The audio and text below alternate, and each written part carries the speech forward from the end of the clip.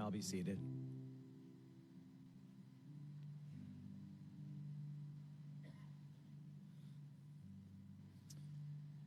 Wanted to start off just thanking a few people for making the service possible. First to Browncroft Community Church for their generosity and the use of this beautiful facility. To all the police officers that have come today to honor Jameson Ritter. To the friends and family that helped with various parts of the service. We don't have time for these events to plan them, and people coming together in just a matter of a few days is just an act of God, so we thank you all for that. Let's pray. Lord, your word says in Psalms 23, yea, though we walk through the valley of the shadow of death, that we will fear no evil, for you, God, are with us. It's your rod and your staff that comfort us. Lord, we ask this morning that you make your word come to life, that your angels surround every corner of this room, that your spirit falls upon every resting soul in this place, that your spirit moves, Lord, that your spirit heals, that your spirit comforts, brings strength to the family, Lord God, to see this day through, Lord. Guide us as we take this time to honor St. Jameson, Lord. We thank you in your mighty name. Amen. So my name is Joshua Morganti. I've been a friend of the Ritter family for several years, and I've had the honor of being a pastor to some of them as well over the years. And I've been in church ministry for decades. I know I don't look that old, but been serving since I was 16, 15, and I got to say, in all my years, this has been the most honorable day that I have ever been a part of church ministry. So I thank the Ritter family for giving me that honor to be able to stand before all of you and open with a brief message. Many people here knew Jameson. Some didn't. But after today, I can tell you that everyone will know the true heart of who Jameson was, and more importantly, how great his legacy is and how it will live on forever through the lives of all the people that he had touched. I'm going to start with telling you a little bit about Jameson. I'm going to share a message of encouragement, and then we'll hear from some of his closest friends and family members. So let's talk a minute about the real Jameson Ritter. And I have to say the real Jameson Ritter because he was not one to boast about his personal accomplishments and achievements. He was brilliant. He knew how to get what he wanted. It was natural to him. He could outsmart people while keeping a straight face. It was a gift of many that he never wanted to boast about.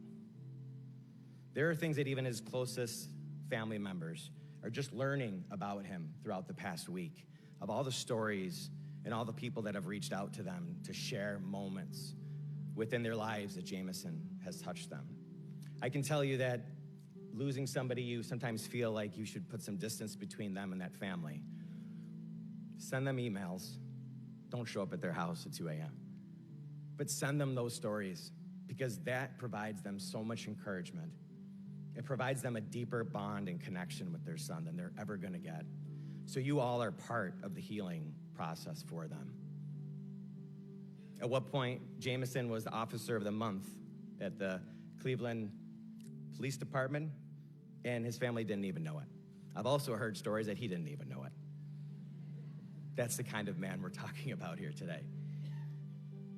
Bottom line, he cared more about others than he cared about himself. Jameson Ritter was unfortunately killed in the line of duty while serving and protecting his community as a Cleveland, Ohio police officer. He was a beloved son, brother, a much-loved uncle, a friend and service to his community. He was an avid animal lover and rescuer. I've heard stories upon stories of the animals he'd rescued, but the one that stood out the most was when he was stationed in Syria in 2022 with his team. Staying in his headquarters, he hears some meows from the attic. And instead of calling animal patrol or just ignoring the meows, he decides to climb the rafters of the roof and start meowing at the cats and throwing treats at them, trying to get them to come over to him so he could rescue a few stray cats. He was probably simultaneously thinking how he was going to then FedEx those cats home to John and Karen so they could end up taking care of them with Karen's credit card, which I've also heard many stories about. Laughing's okay, guys, right? I don't know too many people that would risk their life for a cat. That's Jameson. He was a 2015 graduate from McQuaid, a 2019 graduate from Syracuse University, a member of the Ohio National Guard, where he was deployed in Syria, ultimately returning to his police duties in Cleveland, where he spent his final days serving. Jameson was always on a mission. If there's one thing that I've learned through these conversations is that he was always on some sort of mission. Whether it was to get a new car from his parents or it was to save a cat, it was something. In third grade, he wrote his first mission statement, dated 3/23/06, and I have a copy to prove it. It began with him saying that he wanted to go spread the word and glory of God with the people that he encountered, and ended with him saying he wants to go to heaven. That was his mission statement as a little boy in third grade. He was a believer in Christ, and on July 4th, he was ultimately granted his wish of going to heaven. We could spend days going over his achievements, his accomplishments, telling stories, but it wouldn't even scratch the surface to reveal the character of who he really was. The one constant that I have found in every story, and every person that I've talked to about Jameson, even stories that I was able to hear last night at the wake, is that just like in his third grade mission statement, he wanted to serve others.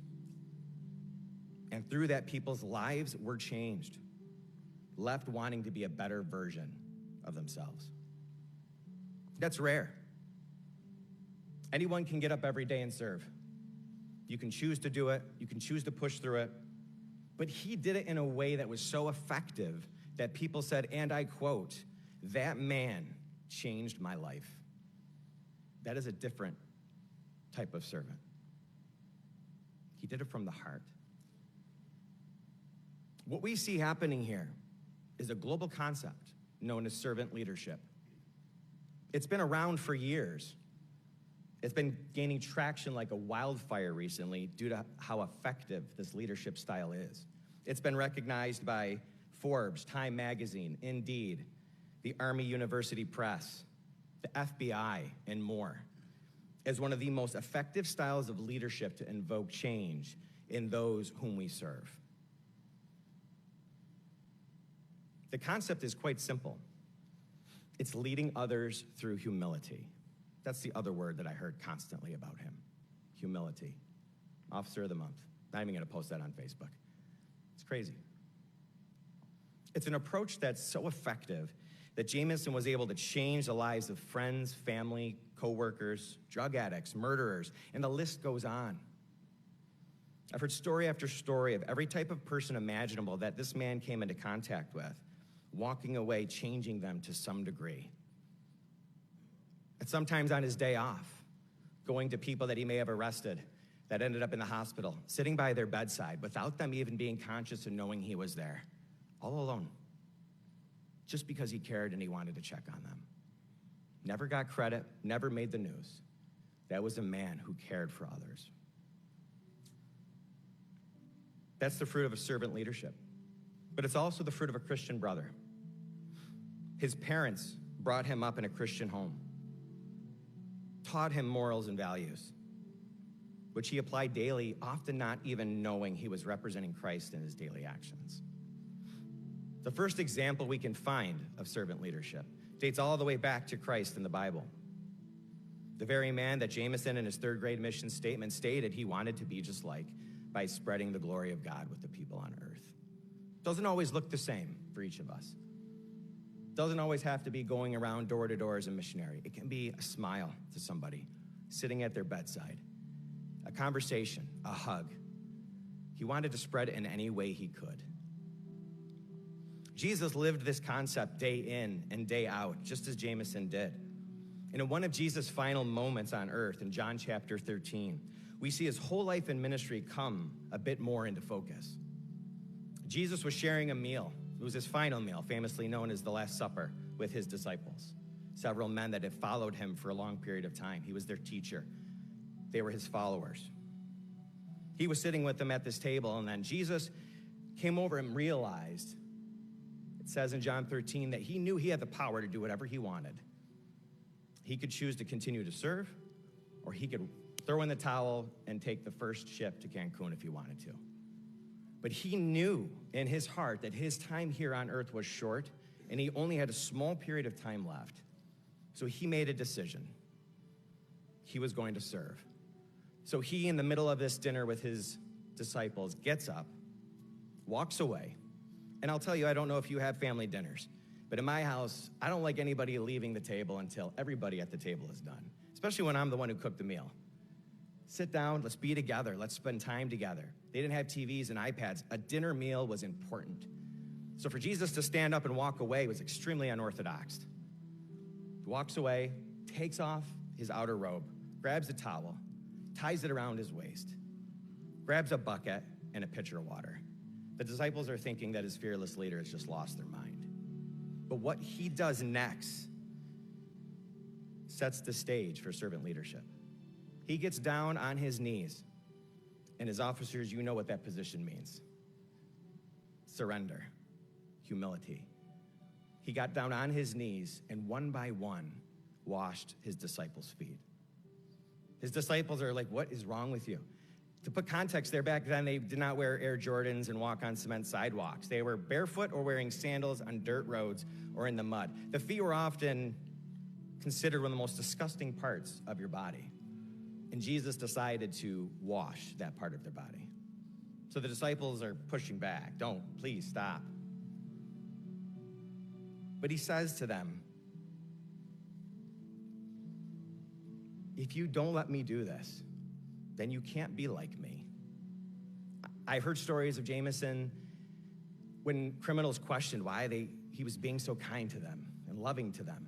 Like, other officers would have thrown me behind bars, but you had a conversation with me first. He wanted to invoke change. So he washes their feet, sits them all down, and explains to them, you call me Lord, teacher, you find me of high importance. You think of me so highly. But what he says next sets the groundwork for servant leadership that carries the same premises it still does today. He said, I set an example for you, so you should do the same that I have done for you with others. No servant is greater than his master, nor is a messenger greater than the one who sent him. That was the life that Jameson had lived. A life devoted to others, a one of humility, a one with a heart to help anyone and everyone he came into contact with, even if it was a cat. He dealt with people in low places on a daily basis. He took off his shirt and washed their feet with the intent and hopes that they would go out and do the same. He didn't do it for self-credit. He did it because he wanted to make a change in these people's lives. That's how we change the world. That's how we make a third grader's dream and mission statement come true, by spreading the word and glory of God, just as Jesus and Jameson did with everyone they come into contact with. There's nothing we can do to bring Jameson back physically, but there's a lot we can do to continue our lives with him spiritually. I can promise you, if you begin to adapt this mentality of servant leadership, then you will feel like you're serving right alongside of him. Sorrow turns to joy when you can find a way to turn disaster into opportunity. My brother James, not to be confused with Jameson, passed away 5 months ago. And I stood in this very church, right in this area. I had the honor of sharing a message with a room filled with 600 people, and lives were changed after that service. The Ritter family stood alongside of us during that period of time, just as we're standing with them today. They were moved by my brother's message so much that they reached out to us to stand with them. So through my brother's passing, I've been able to pass that torch on to them. Here I am again with the greatest honor that I ever had in ministry. And now I fully believe that the Ritter family is going to have the opportunity to do the same for another family in the future. We can look at death as a loss, or we can look at it as an opportunity or a purpose. There's one more thing that I feel compelled to share with you all before I close. It's a word that a lot of people I feel really need to hear right now. The word's forgiveness. Jameson's death was not an accident. It was intentional and terrible. But in order for every one of us in this room to be able to reconcile, to heal and experience peace in this situation, I'm telling you, you must learn to forgive when you're ready. It will, for some, be the most difficult thing you will ever have to do in your lives. John, if I was in your seat, I couldn't imagine.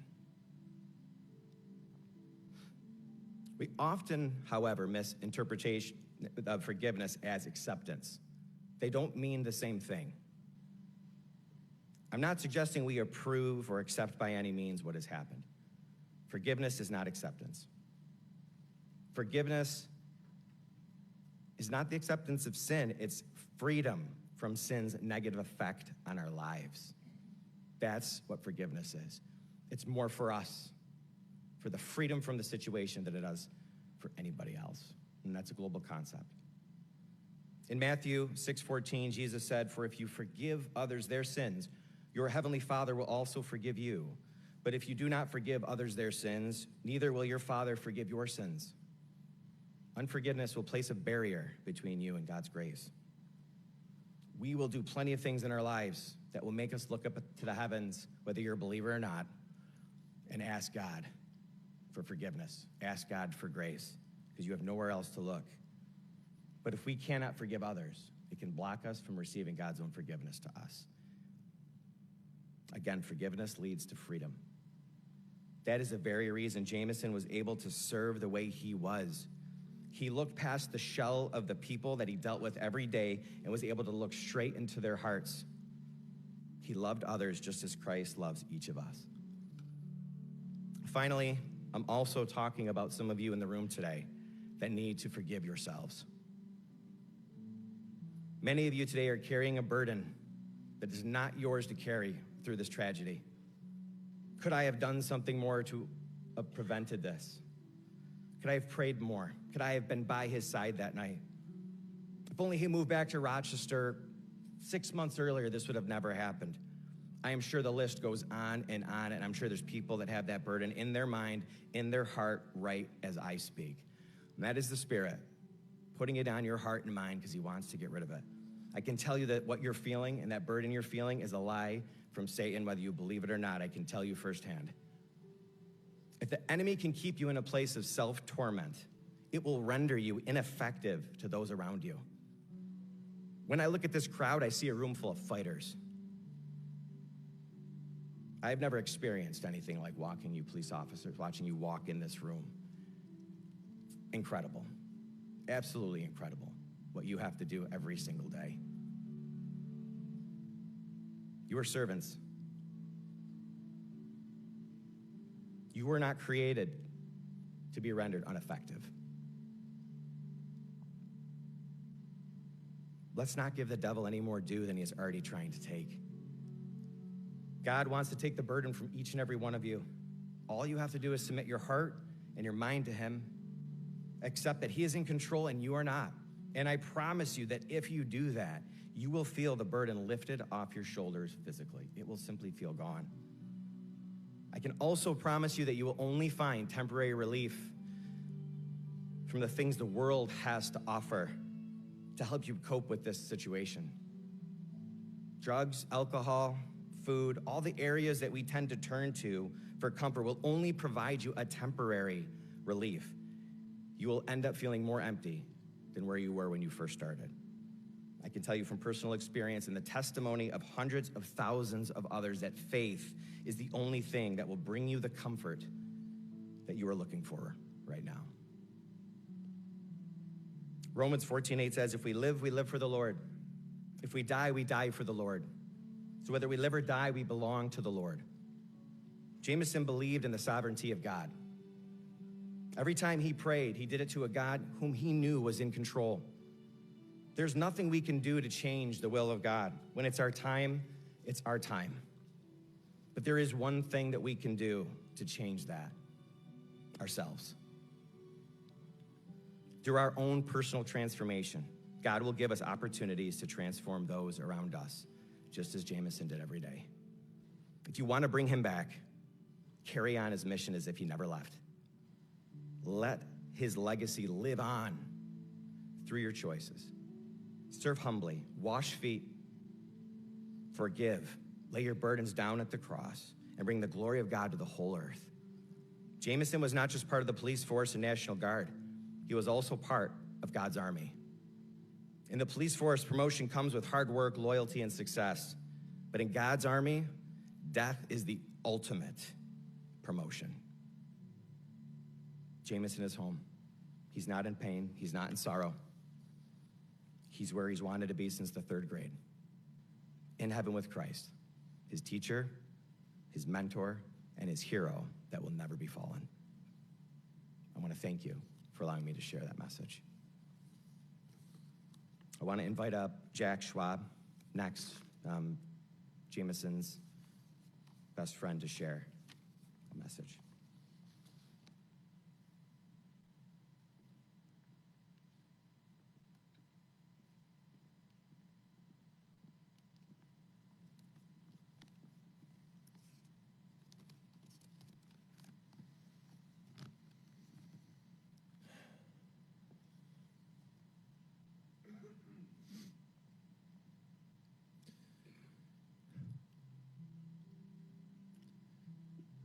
I don't know how to write to a room full of people, but I do know how to talk to Jamie. So that's what I'm going to do. Dear JMO, everyone is talking about you, about how you left early, about how we didn't get to say goodbye, about how shocked we all still are. Everyone is talking about the man that died a hero. You wouldn't believe all of the recognition you are getting. The memorials, the news stories, and tributes are truly mind-blowing. Your memorial in Cleveland was an out-of-body experience. There are a few things I want to say to you before you leave. The city of Cleveland is devastated. You served the community selflessly and in your own way. You actually cared about the people of Cleveland and not just catching the bad guys. Citizens came out of their homes crying, telling stories about you, saving their lives, from overdosing, from drowning, from being shot. As much as I liked to hear your crazy police stories, I wish you spoke more about all of the good you were doing.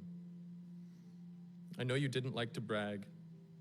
I know you wouldn't even want all this attention, but everyone here loves you, and this is how we have to deal with it. The people of Cleveland saw you as a force for good, a protector, a guardian of all that is right and just. But you also lived another life, a life I was much more familiar with, a life as a son, an uncle, a brother, a boyfriend, and as my best friend. This is the life that you wore on the outside. The goofy, loving, eccentric, intelligent, and charismatic Jameson that so many people fell in love with. Meeting you at 14 years old changed the course of my life. You were crucial in my development into a man. The impressions you left on me are countless. My taste in music, my love of video games, my interest in history and politics, my love for summer shandies, and my soft spot for stray animals.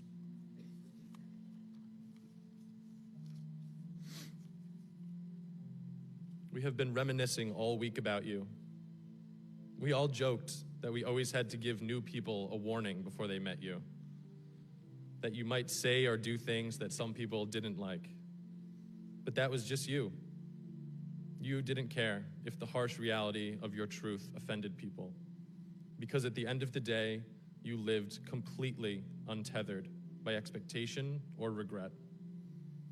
You were this way in everything you did, completely fearless of what might happen, confident not in the details of every situation, but in your ability to deal with the adversity that might come.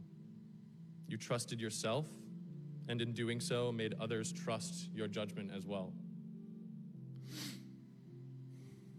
I wish you could see your family this week.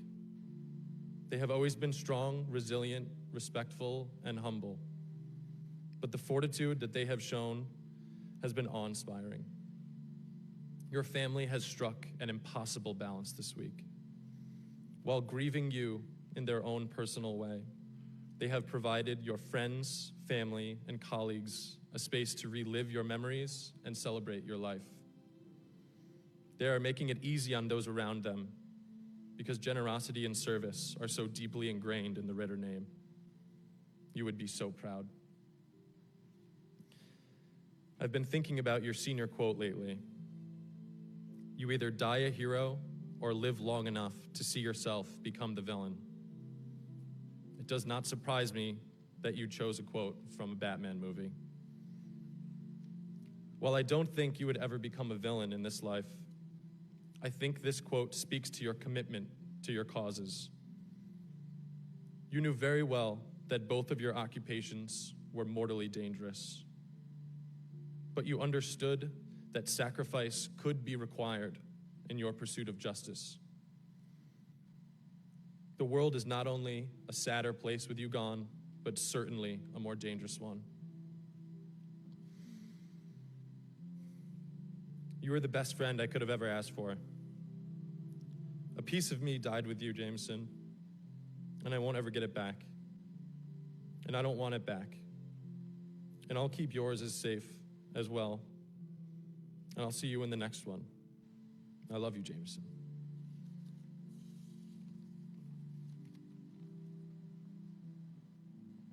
Next, we're going to have Kelly Smith come up, who was Jameson's sergeant.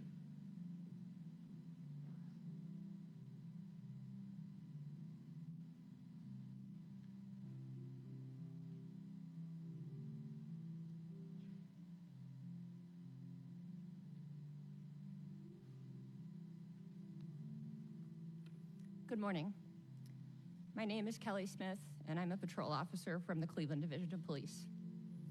Over the last few days, I've had the absolute privilege of getting to know the Ritter family, and like all of my brothers and sisters here from Cleveland, are blown away by their empathy, their kindness, and warmth. I'm honored to be here today to celebrate Jameson's life and share some memories from his time with the Cleveland Division of Police, where he proudly served our community. I was blessed with the opportunity to train Jameson as one of many instructors in Cleveland's Police Academy. It was evident from day one that he was a natural leader. It was no surprise to anyone that he became the platoon leader for his class. The academic portion of the academy was a breeze for him. Actually, everything came naturally to him. Firearms, defensive tactics, driving, report writing, physical conditioning. From an instructor's perspective, he was a dream police recruit. With his educational background, military experience, and strong moral compass, he was the total package.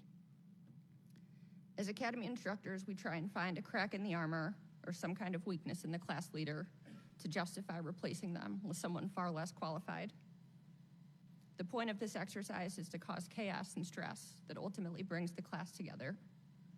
However, with Ritter at the helm, this wasn't necessary. He was too good, too smart, too level-headed, and too experienced to fall for this. More importantly, he already had the respect of his classmates. The work was done. Well played, Ritter. The training section collectively thought, we've got a good one here.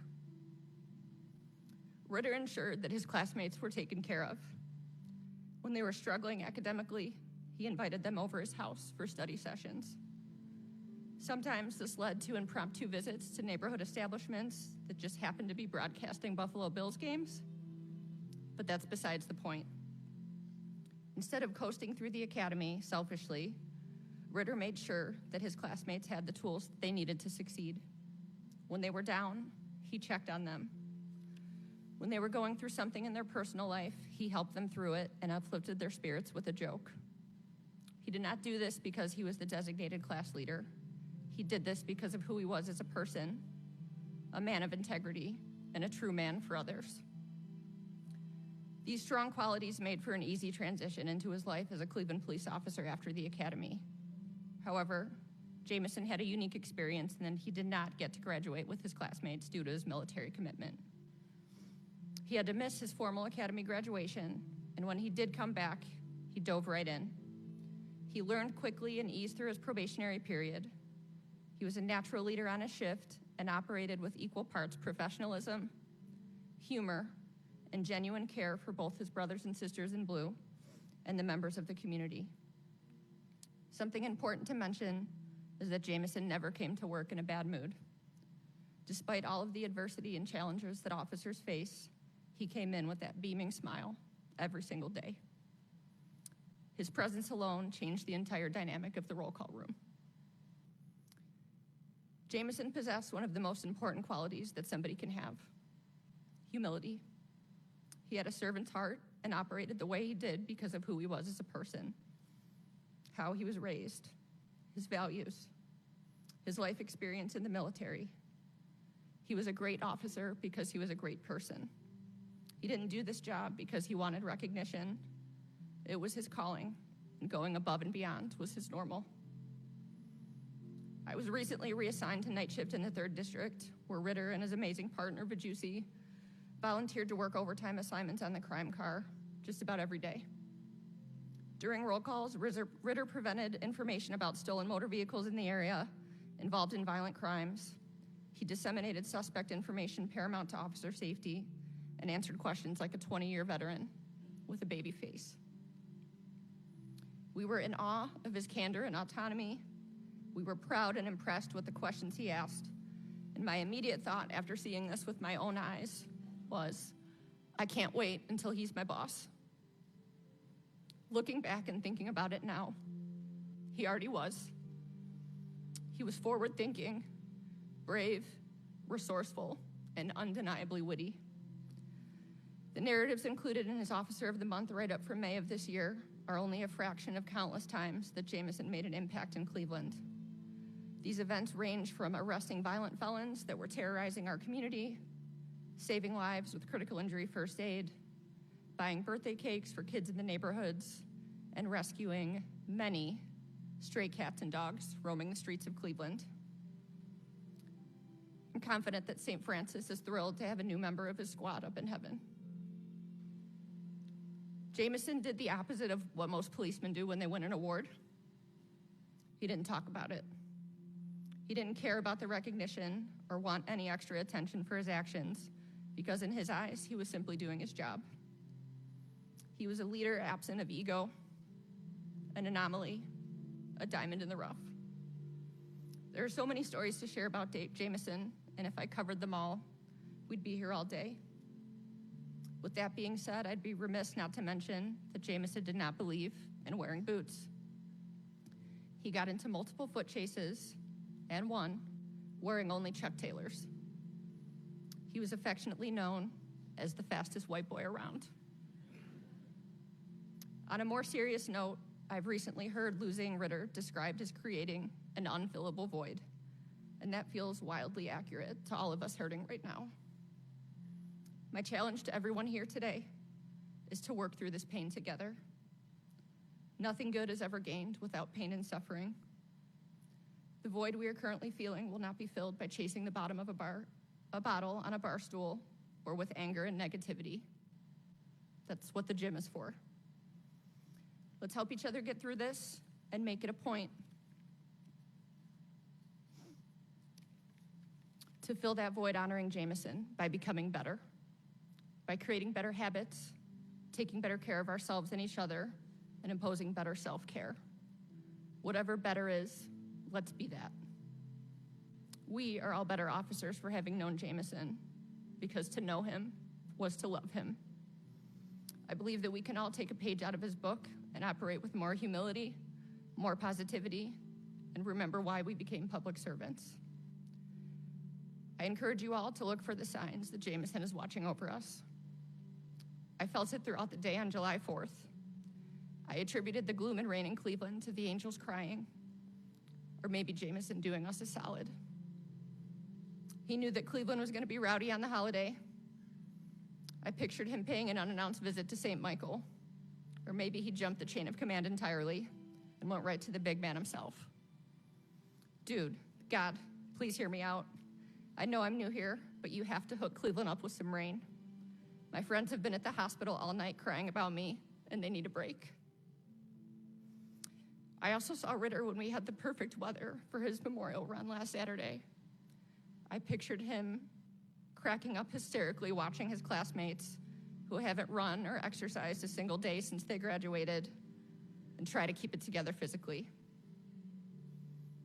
I also imagined that it wasn't long before Ritter linked up with our other fallen heroes from Cleveland killed in the line of duty. Rob Clark, Wayne Leon, A.J. Schroeder, Derek Owens, our beloved Skern, just to name a few. I see them welcoming Ritter with open arms to a seat at their table. Listen, rookie, this is how it's done. Together, they ensured that it was 90 degrees and sunny when we were all standing in our Class A heat traps during the service in Cleveland. Again, well played, Ritter. You're in good company now, but you need to know that we would have stood for you for hours in a blizzard, in sub-zero temperatures, in the pouring rain, in the heat of 1,000 suns, because we have done that and we always will. It's the very least that we can do. To the Ritter family, thank you for sharing Jameson with us. Thank you for spending time with us in Cleveland. We hope that through your pain, you felt how much Jameson was loved and understand the imprint that he leaves on us all. We also hope you grow to accept that you've inherited a new family from Cleveland. We vow that Jameson's sacrifice will not be forgotten. We will carry him in our hearts forever, and his legacy will live through us all. Safe home, Ritter. We love you. Thank you, Kelly. And thank you for your service, all the officers for Cleveland. Next, I'd like to welcome Angelica, Jameson's little sister.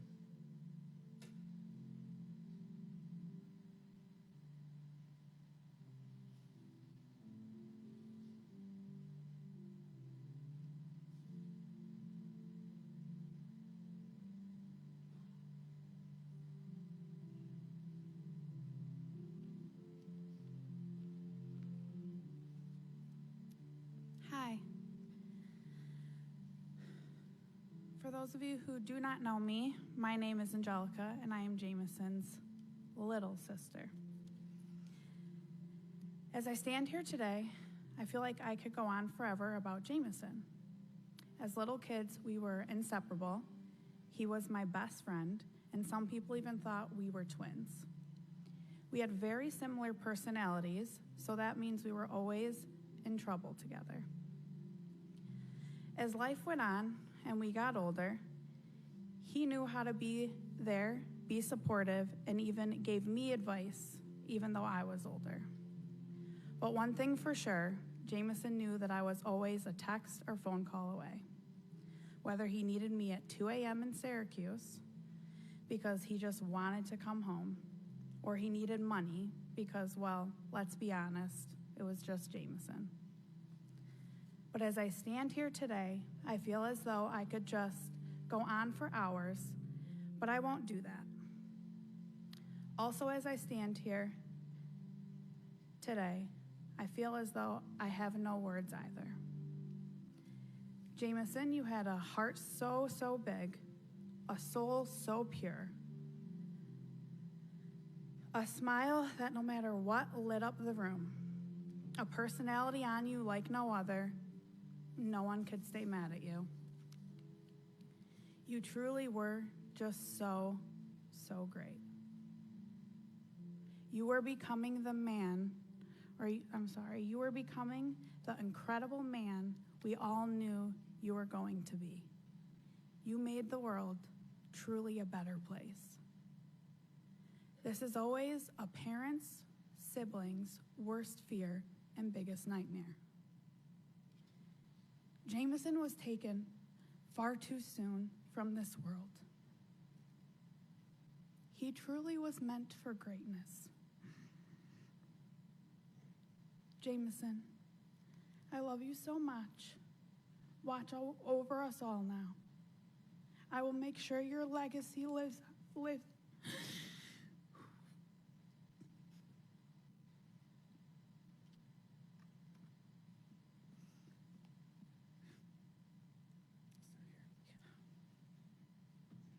I will make sure your legacy lives on, and you are never forgotten, as I hope you all will do the same. As she closes now, she wants to thank everyone for all their love and support. Thank you. I'm sorry. Next we have Alicia. I won't say the older sister, but I just said it, so I'm sorry.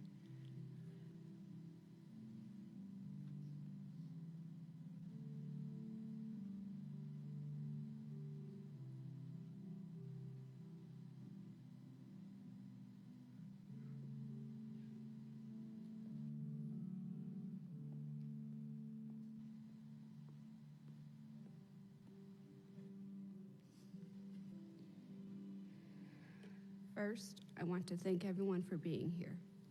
Nothing can ever prepare you for something like this, but the outpouring love and support by this entire community has truly meant the world to my family. With that being said, I'm going to try to make my brother proud and not embarrass him too much. Although I am the oldest, I looked up to my brother, not just because of his accomplishments or his insane intelligence, but because of the person he was in his core. I'd like to think through tragedy has come opportunity. Opportunity to truly know who Jameson was and what he stood for. Countless stories that we never would have learned about, examples of his kindness, generosity, and selflessness. An opportunity to self-reflect about the kind of people we all want to be. An opportunity to slow down, look around, and truly value what matters most. An opportunity to make a difference in this world.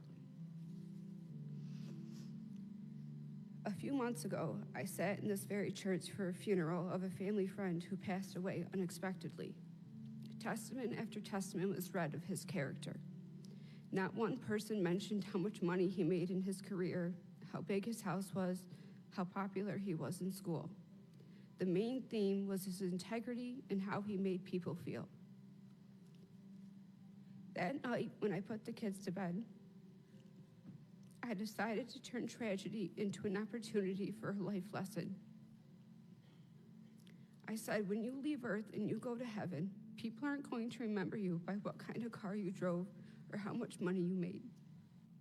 People are going to remember you by how you conducted yourself, how you put others before you, how you stuck up for the underdog, how you made them feel, how you lived with God in your heart. Little did I know, months later, I'd be hearing testament after testament of how my brother did the exact same thing. How although 9 times out of 10 he was the smartest person in the room, he never made you feel less valuable. He was kind, compassionate, generous, genuine, selfless, and most importantly, a hero. His legacy does not end today. In 27 short years, he has touched more lives than most do in a lifetime. He was a beacon of light, a radiant soul, that shred of hope for people in their dark times. He has left a lasting impression on all he's come in contact with. He has made a difference in this world. I'm going to end with this.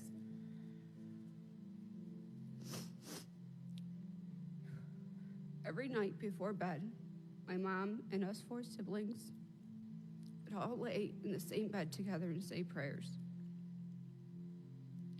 Every single prayer ended with, Lord, help us to be the best that we can be, to be kind, loving, and caring to those around us, and to always be willing to lend a helping hand, especially to those most in need. Ma and Dad, now you know that that's exactly what Jameson did. I love you, Seamus, and thank you all for being here.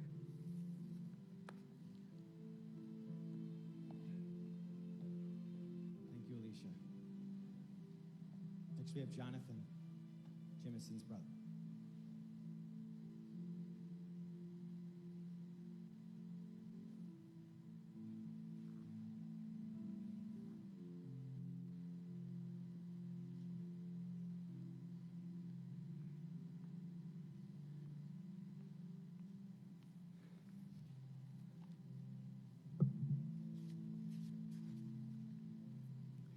Good morning, everyone. My name is Jonathan Ritter. I am Jameson's more attractive and intelligent older brother. Actually, only one of those things is true. I've always said that Jameson is quite possibly the most naturally gifted, intelligent person I've met in my entire life. And growing up, it was not always channeled as appropriately as it could have been. But after listening to all the stories about Jameson over the course of the last week, I think that he really grew up in the last, 4 years as becoming a police officer, and that intelligence has been channeled in all the right ways.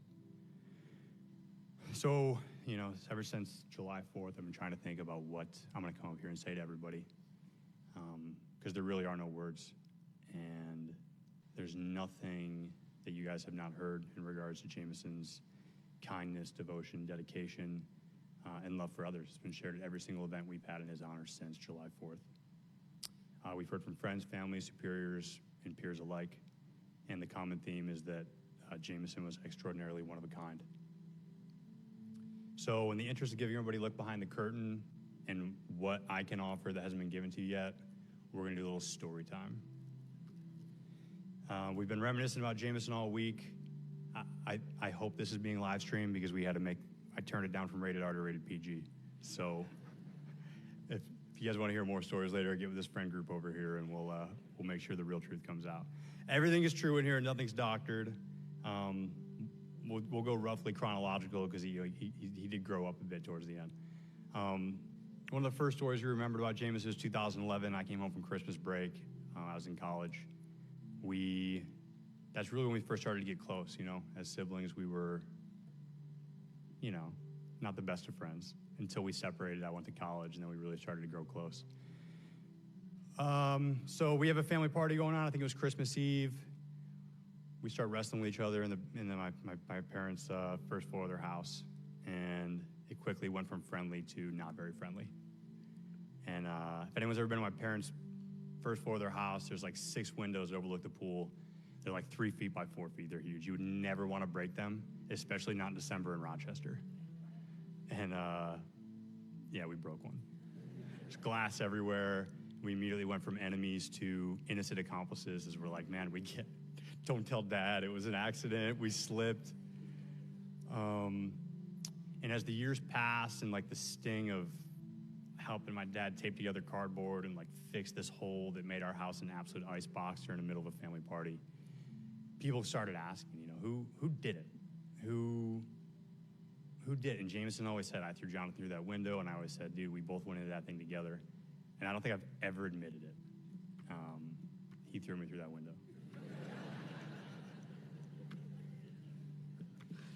He was 5 years younger, and that was really embarrassing. So here I am being vulnerable. He tossed me through that window.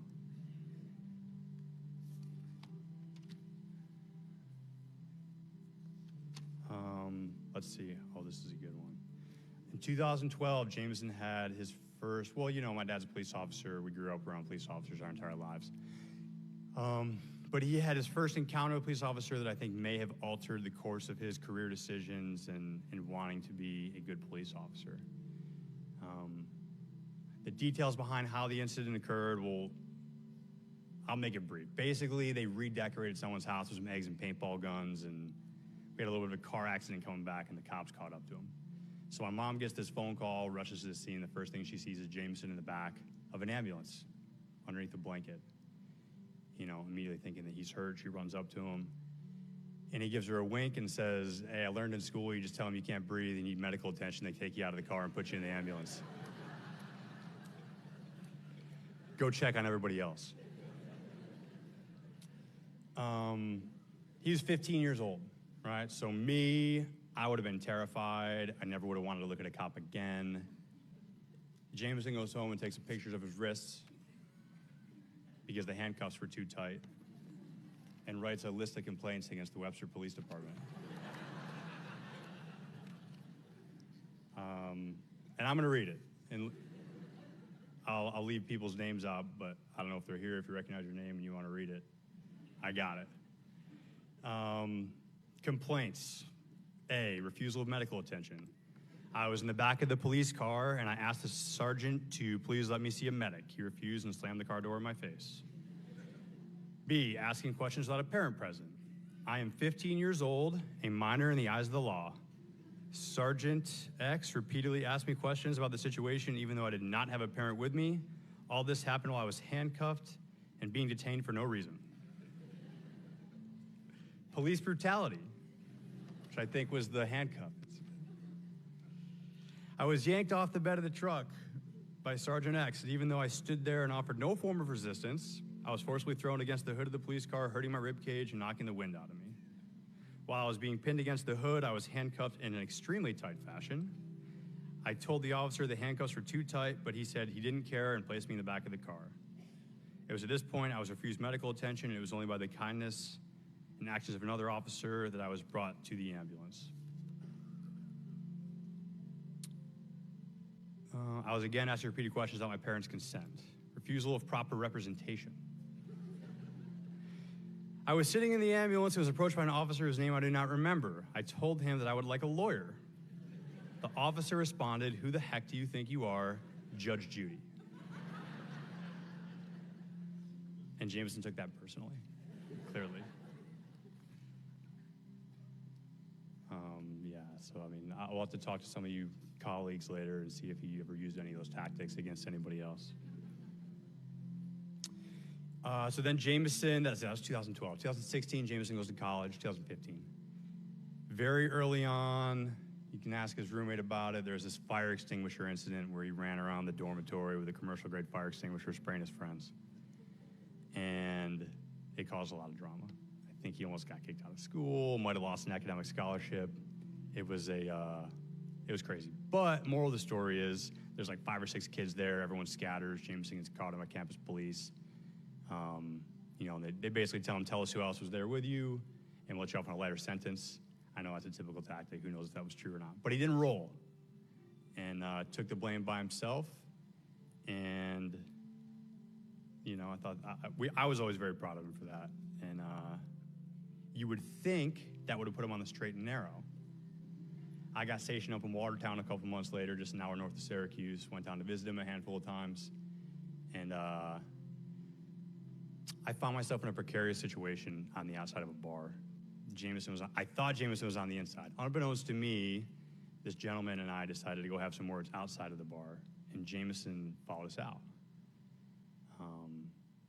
I did nothing wrong, obviously. This gentleman decided to swing at me as I'm ducking it. I didn't even Jameson was outside. He comes over my shoulder, tackles this kid, and we separate them. Everyone goes their own way. We're all praising Jameson and his heroics. And then I look down at his neck, and he's missing his St. Michael pendant. And if anyone knows the story behind that, my parents' 25th wedding anniversary, my dad melted down his wedding band and made 2 St. Michael pendants for us. And that was just like, we are so screwed. We're outside on our hands and knees for the next 2 hours rolling through the dirt trying to find this thing. We're like, who's going to tell our parents that we lost this thing? And how are we going to tell? We just tell them it fell off. Like, there's no way we can tell them this story. But we told them. We had to tell my mom first, obviously, because my dad would have lost his marbles. And fortunately, there was enough gold left that we were able to make him another one, and he wore it every single day. So that was, that's me in Syracuse, and Jameson defended me. And I think not more than a week later, one of his roommates and I started getting into it. That roommate was Aiden. I don't know where Aiden is, but, we're still good to this day. But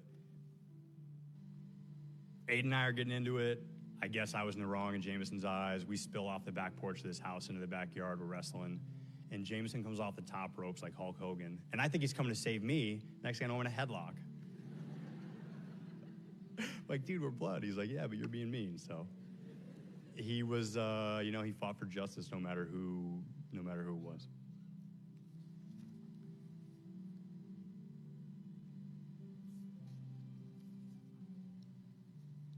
Damn, cruising.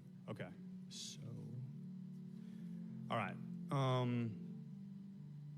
Due to our geographical separation,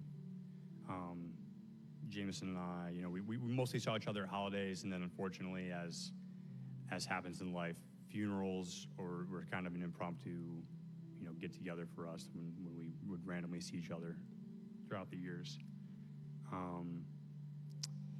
And this may not be an opinion shared by all, but Jameson has been a firm proponent of the following mindset when approaching the loss of a loved one. Be sad and cry, but let those moments be fleeting. As you wipe away your tears, smile, laugh, share stories, and relive memories. Jameson used to always say, this person would never want us to sit here and cry all day. Let's go grab a six-pack, have a good time, and share some of their memories.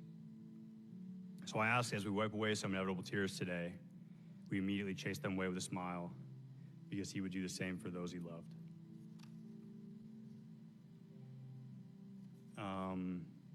So the one thing I dreaded most, and if you guys know my family, pretty big procrastinators.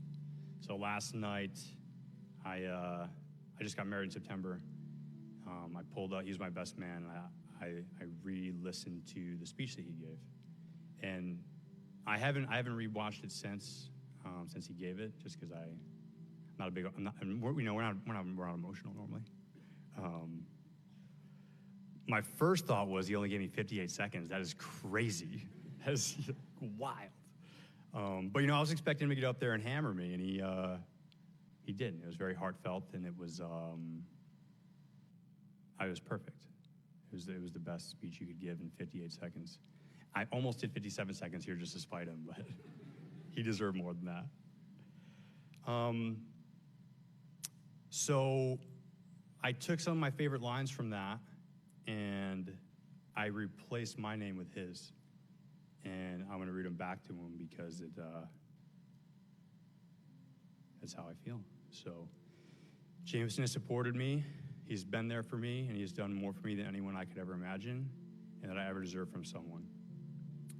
I love my brother more every day based on the time that I've spent with him and everything that he has accomplished, and is evidently seen based on the culture that Jameson has built with his friends, family, and colleagues.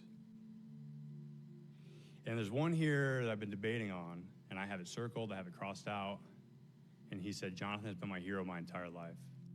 And I can't say that because I really did not like him when we were kids. So it has not been our entire life, but I think now I can say, Jameson, you will be my hero for the rest of my life.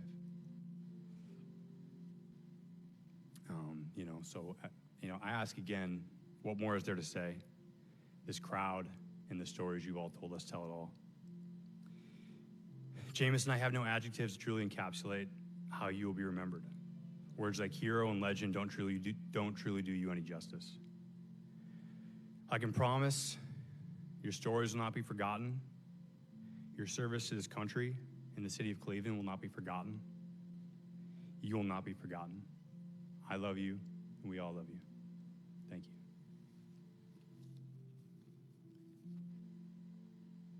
Thanks, Jonathan. If this wasn't somebody else's church, I'd tell you to do a mic drop. My brother roasted me for my speech at my wedding, so. Next up, we'd like to have Jameson's mother, Karen, come up. And she's going to read a letter to you all.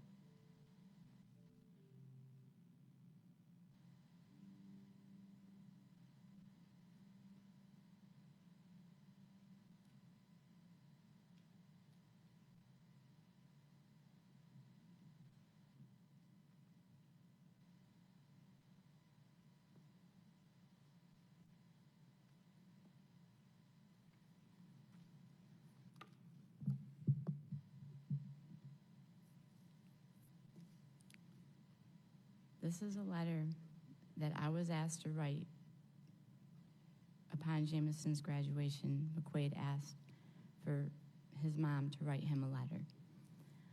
This is the letter that I found in Jameson's baby bin in his home in Ohio, front and center.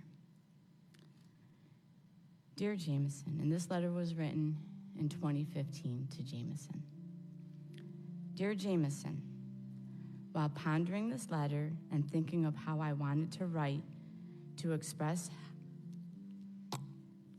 how I bear my love for you, a ton of emotions flooded, overwhelmingly so. As the youngest of my 4 children, I often wondered if I walked a mile in your shoes, is it a good thing or a bad thing to be the baby of the family? Which, of course, has me reminiscing through your life. One thing I can say with certainty, whether it ultimately is a good thing, a bad thing, or a combination of both, it has developed and molded you into who you are today, and I would not change you for the world. Why? Well, I'll start from day 2 when you still did not have a name. When we finally agreed on Jameson, all I kept thinking and feeling when I repeated your name was powerful, caring, and leader. These attributes, I feel, have resonated to describe you. Throughout your life, preschool, elementary, middle, and high school, the core of who you are and what you believe in never change. You have always been fun, loving, charismatic, inspirational, charming, and social, but most importantly, humble, loving, loyal, and dedicated. As you have gone through your life, you have always been given the compliments from family and friends regarding all the descriptions above. Many parents have often spoken very highly of you and your positive influences on their children. Whenever I'm in need of a hug, kiss, or just someone to talk to, you have always been my guarantee. When I am down, you know it. You seek me out, and you will always comfort me with your love and support. You are intuitive to others' feelings and emotions, and you always share their moments with them because you never let them forget you are there for them. You have many great qualities, but qualities you so freely and humbly share without the need for rewards or acknowledgments for your actions. This is evidenced by the incredibly nice things you did for your teammates on the swim team this year, as well as your humble act of kindness in giving your goggles to an opponent when you realized his broke. You didn't even know your actions were seen. You have many great qualities. You have this ability to light the room on fire when you enter it. You have no problem joking, laughing, and talking with any generation at any time. You give everybody time, attention, and affection that always leaves them with a lasting impression of just how kind you are. So to this, I want to share with you that my love for you is immeasurable and my respect for you is endless. You are and will always be my baby, and I will forever adore and love you for who you are and what you are yet to become. When Jameson graduated from Syracuse University on Mother's Day, he handed me this card. Mother, thank you for everything that you have done, will be doing, and continue to do every day for me. You can never know how much it means to me to know that you will always be there. I know that from this point on, our lives together will change. I may not always physically be with you. I may not always physically be here, but I'll always be with you, and I will always be your baby. Love, Jameson. Thank you, everybody, for being here. At this time, we ask the officers to rise. We're going to dismiss them only to the parking lot to prepare for their honors ceremony.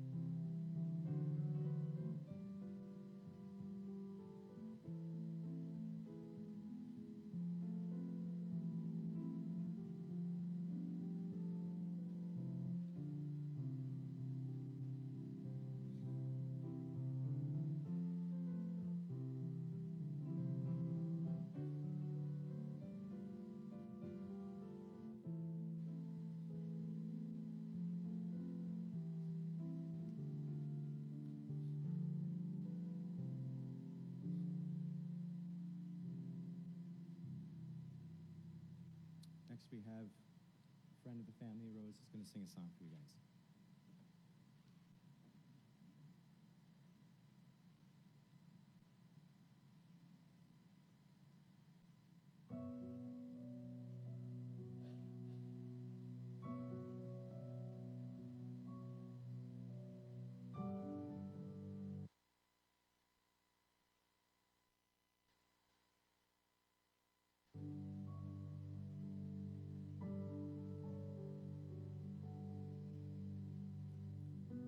You call